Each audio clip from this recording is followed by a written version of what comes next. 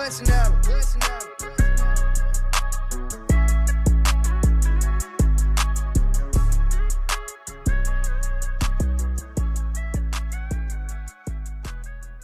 Hello, everyone. Welcome to the Dimer Sports Betting Podcast for our Tuesday episode of this week. It is me, your host, Dave, without my co-host, Greg, today. He's traveling for some pretty exciting college basketball action, but he was kind enough to deliver us some insights around the College Hoops Tuesday slate as well. So we'll have those to look into, even though he's not here. Hopefully, everyone enjoyed their first weekend in the post-NFL world.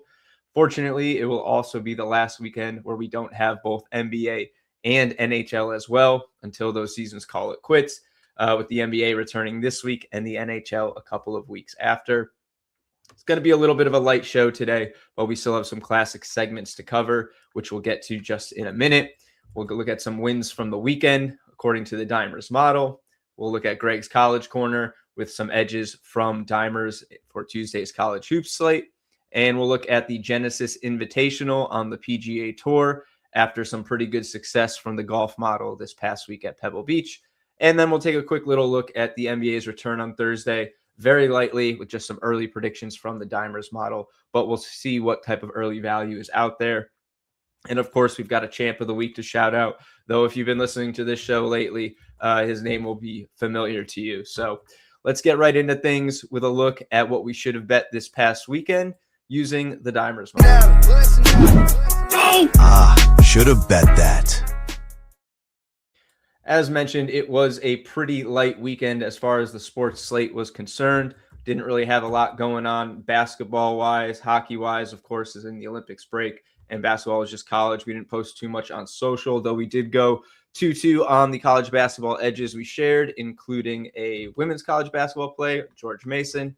But what did work out for us was Tommy Fleetwood at Pebble Beach. He was probably our best ladder play, really the best value there was, our second overall probability to win the tournament, 7.9%. However, he had an edge all the way through in every single market. Talked about his form, how he's improved every single attempt at Pebble Beach. And we had a huge edge on him to finish top 20 at 65.9%, but plus money. One of the bigger discrepancies we'll probably see all year for a golfer who is still projected in a top 5 finish and to get that type of value on it. So Tommy Fleetwood came through. Don't be surprised to see him pop up in this preview later on in this show. But it was a pretty good overall tournament for the golf model that we'll touch on a little bit later in our full preview, where else we saw some success. But yeah, as mentioned, pretty light weekend. Didn't post too much on social. Didn't share a whole lot in the Discord, and on site, we mostly had some tennis, college basketball, and of course the golf. But overall, solid weekend for the Dimers model. And yeah, we're looking forward to getting back into it this weekend. So I guess we'll go right into college hoops with Greg. As I mentioned, he was kind enough to send us over his College Corner for a look at the Tuesday slate. So I guess without further ado, Greg, you take it away. College Corner. Hello, Dimer Sports Betting Podcast. As you may notice, I'm not with Dave today for the full episode like normal. That's because I am road tripping to a huge game in the college basketball world today. Purdue hosting Michigan, and that will be one of our 3 picks for College Corner according to the Dimers model today. Let's jump right in. We'll save the best for last. So we'll start with Kentucky -6.5 against Georgia. This Kentucky team got humbled a little bit in the road trip to Florida over the weekend. That's the class of the SEC. But I think you can argue that this Kentucky team may be the second best team in the SEC in conference play. They haven't lost 2 straight games since all the way back in the first week of January. Now they're back at home in front of the home crowd against a Georgia team that has lost 5 of 6 games. Just doesn't have the personnel to make things difficult on Otega Owe and Malachi Moreno in that Kentucky front court, especially with some absences in the lineup lately for Georgia. Give me Kentucky to take advantage in the bounce back spot, -6.5. Game number 2 to the Big Ten, where we have another team that responded nicely over the weekend, the Nebraska Cornhuskers. Following losing 3 games to 3 top 10 teams, they took it out on Northwestern at home and covered the spread nicely, holding the Wildcats to 49 at home. Now they go to Iowa City to take on an Iowa team that had really the worst week in the entire Big Ten Conference last week. 0-2 with an embarrassing blowout loss at home to Purdue, but also a loss to Maryland, who's a bottom feeder in that league. Outside of Bennett Sturts, Iowa's not getting many contributions from their role players right now. Nebraska is just too well coached with too many threats on the floor. Rank Mass down low, Price Sanford outside. If you don't have multiple guys that can beat you and find mismatches against that Nebraska defense that swarms down low, there's just not many answers against the Cornhuskers. I like Nebraska plus 1.5, and the Dimers model agrees. And game number 3, the game that I will be in attendance for, Purdue plus 2 at home against Michigan is the model's play. And I have to say, how often do you get Purdue as an underdog at home in Mackey Arena? This was the preseason number 1 team in the country. Now they're hosting the current number 1 team in the country. But Braden Smith is going to have a masterpiece. Michigan throws so many different defensive coverages at you. There's no player in the country more well suited to solve those problems and expose a Dimar in ball screens than Braden Smith. I think it's the wise play. Purdue as a home underdog catching 2 points. That's it for College Corner tonight. Kentucky minus 6.5, Nebraska plus 1.5, and Purdue plus 2. Thank you, Dave, for letting me get these picks in while you hold it down on the full episode. Thank you, Greg. Lovely stuff. Big thank you from all of us to Greg for giving us his thoughts on today's edges from the Dimers model as we continue to ramp up towards March and the tournament. Really looking forward to getting into that with Greg and his vast array of college basketball knowledge alongside the Dimers model for March Madness. Should be a really good time. Quick little recap here of his 3 favorite plays: Kentucky minus 6.5, Purdue plus 2, Nebraska plus 1.5. Reminder that we always have much more on site. There are about 25 individual moneyline, spread, and total plays in Dimers Pro on the Dimers app for the 30-game slate on Tuesday. So do not sleep on those. All right, moving from college hoops into the golf world, we'll take a look at the Genesis Invitational with a quick little recap of last week and what we did. First of all, Tommy Fleetwood, as mentioned, cashed the ladder, comes up too shy of the outright win. Incredibly consistent across the whole tournament, shooting 67, 68, 67, and 66. A couple better holes, and we're talking about him winning in his season debut, but overall just a really good outing for him. Russell Henley was our other ladder play. He finished top 20, but T19, so he dead heated. No real profit there or anything. From our golfers to watch, Shane Lowry finished T8. Rory McIlroy finished T14. Honestly, better than I would have expected with, I think, 3 double bogeys and a triple bogey. Siwoo Kim struggled in rounds 2 and 3 to finish T45, but some decent outings from our guys who are in the watch category. If you took them each individually for top 20, you got a little bit of profit there as well. If you're in the Discord, I gave out Akshay Bhatia as a pre-tournament ladder play who I liked. Cashed his top 5, cashed his top 10, cashed his top 20. Unfortunately, he could not hold on to the lead despite surging ahead. I think at one point he was up by 5 on day 3. Sadly, I don't know if it was the weather or not. I could not watch the end of the tournament, but he was not able to close it out. Scotty Scheffler, once again dazzles with a comeback. Colin Morikawa wins his first solo event since 2021. He's a guy I love, a guy the model has loved in the past. We'll probably see some value on him later this year, but he's had some struggles in the past couple seasons. Including this year to start, missed cut in T54 to open his season. Finally wins in dominant fashion, coming back with, should have seen it coming when he shot either 63 or 62 on Saturday. Probably should have grabbed him live at that point, but I missed it. Maybe he's turning a corner though finally, and don't be surprised to see him pop up throughout the year in this segment. As mentioned, moving to the Genesis Invitational here at Riviera Country Club. Back-to-back signature events on the tour, so a $20 million purse and a field of only 72 in play this weekend, down from 80 last week, although this time we will have a cut after 36 holes for the top 50 and ties, plus any player within 10 shots of the lead. So it's the first of 3 signature events with a cut this year, but the field may not get cut that much. It's stacked with 8 of the world top 20, 41 of the top 50.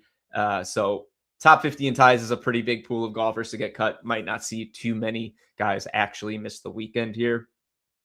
As mentioned, we're returning to Riviera Country Club, where traditionally this event calls home. but it was relocated last year to Torrey Pines for a second round of Torrey Pines action due to the wildfires in California.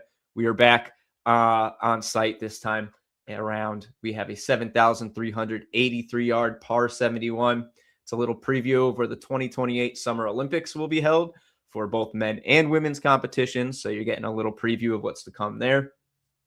This course is demanding but fair, traditionally seen as big and very fast greens at 7,500 square feet, but it has no water danger. However, it's almost 60 bunkers are among the deepest and toughest on tour. So things kind of balance out. It requires a well-rounded game with a little bit of a lean towards approach and around the greens, though distance still matters here, even though accuracy is probably a better indicator of who's going to come out on top, especially those who can clean up with the iron play. Course history is also very important. A little nugget courtesy of PGA Tour.com. 8 of the last 11 winners here made at least 6 starts before finally winning. So guys who have been here time and time again are most likely going to find themselves in the mix come the end of it. A couple little notable storylines. Ludwig Aberg, the defending champ. He did not win at this course, though.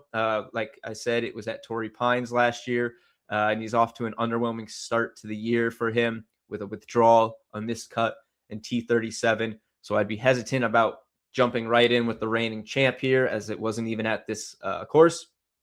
It's Hideki Matsuyama, who's the reigning champ at Riviera for this event, last in 2024. So he's off to a great start. Hasn't finished outside T13 to start the year. 8 consecutive rounds under 70 in his last 2 events. So he's off to a really good start and should be someone you're watching this week, though we don't have any value on him according to the model. All right, let's fire up that model, look at the full predictions, and see where the value lies. Like we've done for previous events, we're just going to look at our overall predictions, highlight the guys with a clear edge from the Dimers model, and then look at a couple golfers to watch. We'll take a peek at the top 20, top 10, top 5 placement value. But for the most part, anything beyond these edges will be found by you digging into these predictions on your own or any written content that you may find on site, which I hope to spin out at least a couple of articles looking at this tournament between now and teeing off on Thursday. So Scotty Scheffler leads us off plus 335, 27.3%. It is value. He's fair at plus 265. We're probably going to see this quite regularly where Scotty is a very short favorite, but also gets an edge because our model understands how good he is and keeps putting him with such a substantial chunk of the win equity at the top. Unbelievable comeback from him this past week. He was way out of it after another slow start, then 2 eagles on the front 9, and then a 3rd eagle on the day. Just shows how incredible he really is. It can't be overstated. Even when he is completely out of it, he is not out of it. He's going to be the man to beat in every tournament, obviously. But right here, we're getting some pretty solid value this weekend. One of the better prices on him this year. He's got pretty solid history here. T7, T12, T10, and T3 in his last 4 tries. Like, just incredible stuff. Feels like you need to have something on him if you're betting outrights in the tournament, as he's proving to be a threat all the way down to the wire, even when it looks like he's out of the chase. Whether you are betting your other winners without Scheffler or simply betting on Scheffler to win when he has the edge, I think you just have to have him in consideration no matter what, or else you might find yourself, with regrets come Sunday anyway. This is one of his more desirable top 5 odds here. Minus 116, 58.8%. That would be fair, close to minus 140. So pretty good value. Getting outside of that, it's just too juicy of odds. Minus 245 for a top 10, even though he's basically automatic at that. Just not something I'm looking to explore personally. If you want to get plus money on him without an outright win, I guess you could take him top 5 and then maybe pair him with one of our other top golfers to finish top 40, even Rory, Tommy Fleetwood. That should be more than enough to bring him down into plus money territory. But you have to understand you're inviting that little additional risk of that guy not finishing there. But other than that, you can get an edge on him to win outright. It's pretty solid. I'm probably going to have to alongside the other guys I like this weekend. Speaking of other guys I like this weekend, Tommy Fleetwood loves Model loves him. I love him. He's 8.5% to win here, plus 2150 on DraftKings. That would be fair at plus 1075. So a huge edge, literally double the odds. It's really hard not to love him once again for a number of reasons. One of those being that he is priced as a top 5 guy here, alongside Xander Schauffele, Rory McIlroy, where's Hideki Matsuyama? Oh, right here. So he's priced as top 5, but our model has him as the second most likely winner. His fair odds would be shorter than what Rory is right now, outright. Just like last week's event, Fleetwood has improved every single time he's played in this one. T37, T28, T20, T10, and then T5 last year. In last 5 appearances, he's coming into this one with great form, finishing really strongly last year, opening this season with a T4, in contention all the way through the end. Ranked 6th on approach, 23rd in scrambling last year. He's very familiar with this course, and he still has room to improve because that T5 was at Torrey Pines. So his personal best here is a T10, and his trend has continued where he's improved each time, and our model seems like it's predicting that to continue. You can get value on him all the way through. 31.5% at plus 44.35 for a top 5 is incredible. Plus 200 here, almost at 50% for a top 10. Excellent value. Top 20, not getting him plus money this week, but an even stronger probability, probably in part due to the smaller field. However, it is a very stacked field, so he could find himself competing to finish top 5, top 10, but I would be very surprised if we're not looking at Tommy Fleetwood, easily in the top 15 come Sunday. Next guy to look at, let's take a look at Matt Fitzpatrick here. No major value when you're looking at his outright win, really any of the placements, but it does exist. Plus 4,000 here at 2.8%. That'd be fair at plus 3,500. He's got some shaky history here. Personal best T5 in 2021, but 2 cuts and a solo 49 since then. Pretty solid start this year, though, with a solo 9th and T14 in back-to-back events. He's been great on approach, ranking 4th this year, hitting the 3rd most greens in regulation, which is really hard to do at this course. Despite them being very large, it's tough to get the ball to stick, and he's been very good at doing that this season. Not really a good scrambler, but he's excellent off the tee, both accuracy and distance-wise. So that might be able to eliminate some of those issues he has getting down closer to the greens. Probably one of the more conservative values in this tournament, but there is value here on a guy who's got some momentum pretty early in the season. Plus 130, 47% for a top 20. Just about fair. A little bit of an edge. 26.2% plus 320. So fair at 25% would be plus 300. So you're getting a little bit better of a price at just slightly higher probability, which is good on a guy who's in some pretty solid form. So he should be on your radar as well, even if his value isn't significant. And then another guy at the same probability here, Ben Griffin, getting back on the Griffin train this week after he started to make a run this weekend before a pretty rough day 4. Like I said, 2.8% alongside Fitzpatrick would be the same fair odds at plus 3,500, though at least as of now, you can get him at 45-1 on Bet Rivers. Not off to the start you would think a guy who won 3 times last season would be. He's finished slightly worse in each start since his T19 to open the year, which is a little bit concerning, but he's so good and so talented. You have to figure it's going to balance out sooner than later. Might be kind of a tough field to do that since everybody is so talented here. Like, he might play really well, but still not finish quite as high as you'd like. But it's just worth looking at him based on the odds alone. Pretty solid value here in the outright, at least plus 500 to plus 1,000, shorter for fair odds compared to his best odds, depending where you look. And a clear edge in top 20 here, almost 50% at plus 140, and top 10, almost 28% at plus 360. It's a bit unfortunate as what's causing him to struggle this year doesn't really line up as a great fit for this course. He's pretty below average on approach. And while he's been accurate off the tee, his power isn't there, and it's making him inefficient, which is causing him to struggle with scoring. But like I said, he did start to pull it together on day 3. was starting to climb the leaderboard pretty well. And maybe if the weather had been better, he might have been able to close it out a little more strongly. But, he's got to be on your radar here based on these odds. If he struggles once again, I think you could probably back off on him for a little bit, even if he's showing value. Maybe you want to sprinkle on him, but I think you can maybe wait and see if he figures it out. If he stumbles once again, that'll be 4 straight starts outside top 20 after an opening T19. So, maybe back off, but good value this weekend. So he's definitely worth a shot, at least consideration. And then let's look at the golfers to watch as we have so far. Russell Henley here, guy I loved for a ladder last week. Would have liked a bit more than a T19 dead heat chop for his efforts, but he's off to a really good start this year. 2 T19s and a T8, only 2 rounds over 70 out of 12 so far. Really good. He's going to break through sooner than later. Could be this weekend. He's got a well-rounded game that fits this course well, even if he's a little short on power. Jake Knapp is another one. He's decently down here. The model is not quite as high on his form as the books. I mean, we got him plus 4,000. That's a pretty nice price as far as an outright in a smaller field, but only 1.4%. You want something closer to like 8,000 here, 80 plus 8,200 or so. Local native, hot start this year, 3 top 10s and a T11.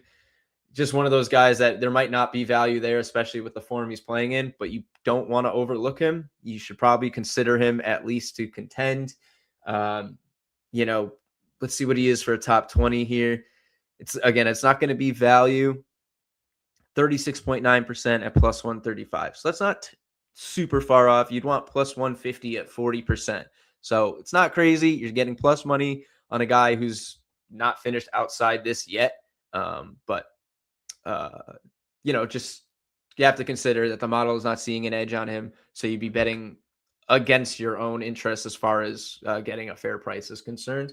But he's just off to such an insane start. You have to consider him anyway. Ricky Fowler, a guy who sort of made a push last weekend early on and then kind of came apart, but been the model of consistency as far as finishing results so far this year. In 3 events, he's T18, T18, and T19. Undone this past weekend, as I mentioned, by a 73 and 70 over the weekend after a strong start, almost a piece of the lead early on. But there's no red flags in his course fit here. There's just not getting any value with his odds.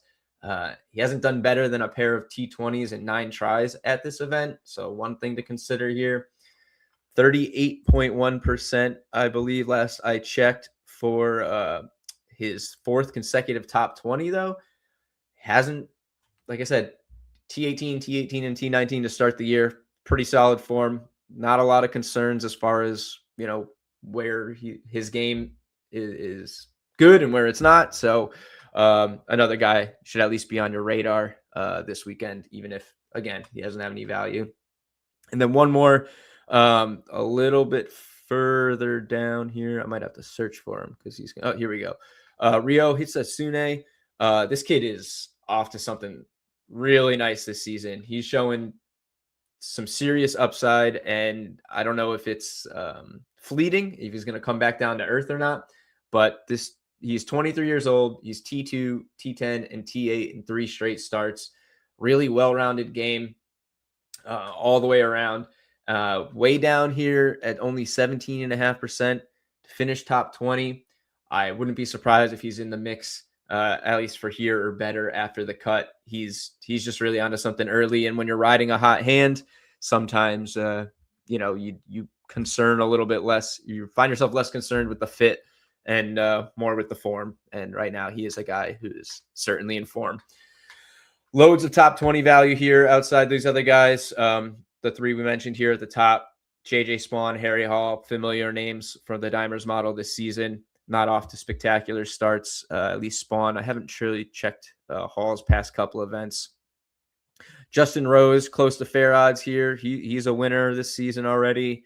Going further down here, Shane Lowry, probably worth a look after a solid start. T8, certainly someone to consider. And then once you get down here, I mean, we're almost at the bottom of the pile here. 400, 20% on Aaron Ray. He was pretty rough this past weekend, though. Ryan Fox made a run, getting a little bit of an edge here. This should be about 20 points, I think 390. So you get a little edge there. And then you can look way down here on a couple guys. I just have to kind of not chuckle at, but I mean, it's such a 16-1 for top 20 from Jonathan Vegas. There's only two guys. No one else is even 10-1, So, I mean, it's just kind of interesting. So you're 3.2%. That's not that. No, yeah, probably around like 2,500, I think. Yeah. So it's definitely not fair odds, but I don't know. The only guy out here that long. So you never know, I guess. But Genesis Invitational should be a good event. Lots of good stuff here from the model. Similar guys that we've seen value on already this season. I will certainly be on Tommy Fleetwood.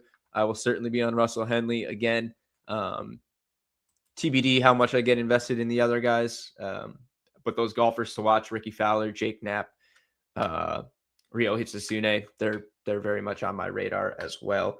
And hopefully we'll come away with a couple more good wins here. And if not pre-tournament, hopefully the model finds something mid-tournament live with its subsequent updates, which, friendly reminder, always look out for those on site.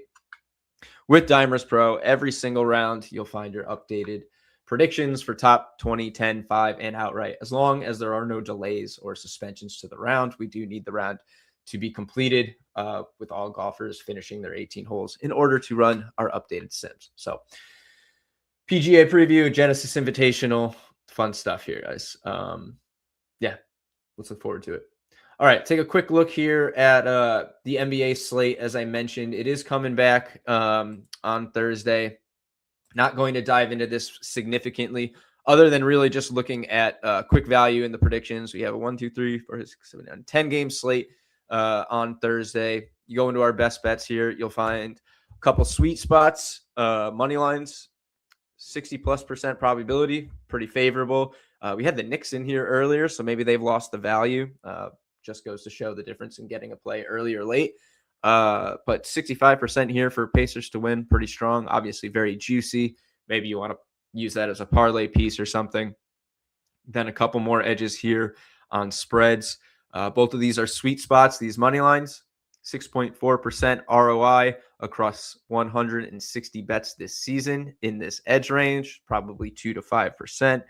And then Mavericks plus 12.5, 14.2% ROI across 53 similar bets at this edge range, which is going to be over 5%, because as you can see here on Nets plus 14.5, we don't show sweet spot ROI. So 5% edge means 14.2% ROI or better. Or sorry, 5% edge or better, 14.2% ROI. Quick look at our props. Some pretty nice early edges here. Jalen Johnson assists. I mean, the guy's been a triple-double machine. Here you're getting plus money assists on him. I'm not totally sure about the fit with the Sixers. I'd have to look at the positional matchup there. Scotty Barnes, plus money here to go over. He's not quite the triple-double upside he used to have, but always a threat, I suppose. Pretty low probabilities here, at least in the early value. Not going to find anything, I think, spectacular this early on as far as props wise. I also probably wouldn't get invested in too many player props 2 days out of an NBA game. It's hard enough to bet on an NBA game 2 hours before tip off, let alone 2 days. So I might be a little hesitant, but if you're looking for something early, I'd check out Jalen Johnson for a triple double, because we're projecting him for 10 plus assists, and certainly in the rebounds as well, because he's regularly up there. Yep. 9.9 boards, 9.9 assists. So yeah, I would look at Jalen Johnson, triple-double.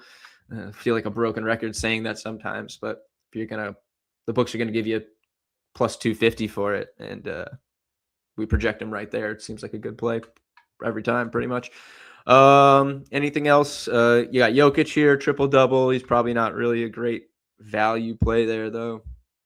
You can always look at the trends as well.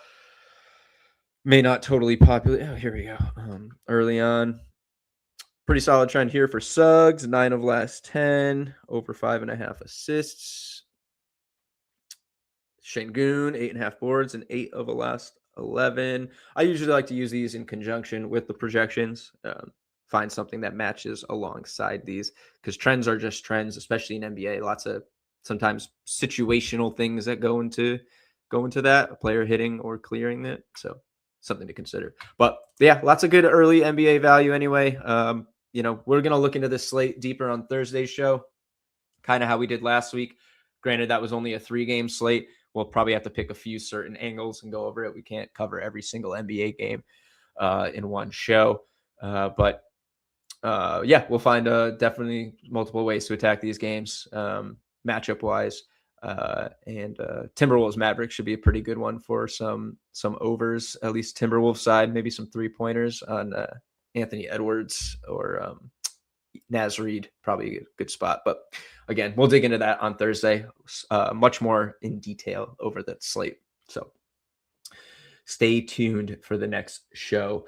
All right. Going to start wrapping up here pretty soon. Just a couple of closing segments to get to, including, as mentioned, we do have a champ of the week to shout out. So let's get to that and give this guy his latest flowers. The pro champ of the week. Gotta say, I think if Jay Solstice makes another appearance on the show, they will become an unofficial co-host. But what they continue to do in the Dimers Discord is pretty legendary. A great run here. Always very active in the Discord, sharing slips, working with others to make slips, discussing the slate, talking about things. He was very active in golf this weekend as well. It's really nice to see the community helping each other out, which is precisely what he's been doing. Shared both of these hockey slips. And while we're on break and don't have NHL predictions on site, he's putting himself out there and helping feed the community, hitting on plus 535 with Sebastian Aho and Brady Tkachuk, and then plus 1727 with Zach Werenski and Cale Makar. Shared both of these in there.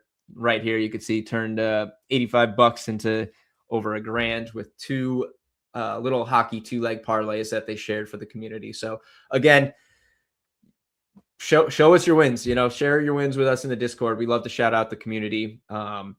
We obviously prefer to showcase guys who use the Dimers data, but when we don't have that data and you are stepping up to the plate in place of us and helping the community in our absence, we recognize that too, and we love to. So this might be his 3rd appearance on this show, 2nd appearance in the Hall of Fame for sure.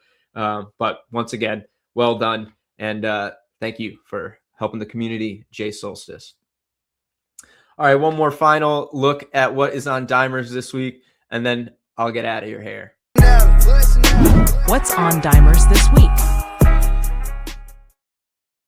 For those of you who are thirsty for the NBA, fear not, it returns on Thursday, 10-game slate. We just took a quick little peek at it. We will be ready, that is Greg and I, with our plays, some insights, some looks, a few fun ways to get back into it. Could be possible they have some fun promos for the return. We'll have to keep our eyes out. If they do, we'll look at fun ways we can use those to our advantage as well, similar to how we do King of the Court. Maybe they'll bless us with a King of the Court on Thursday. I have no idea. We'll have to find out.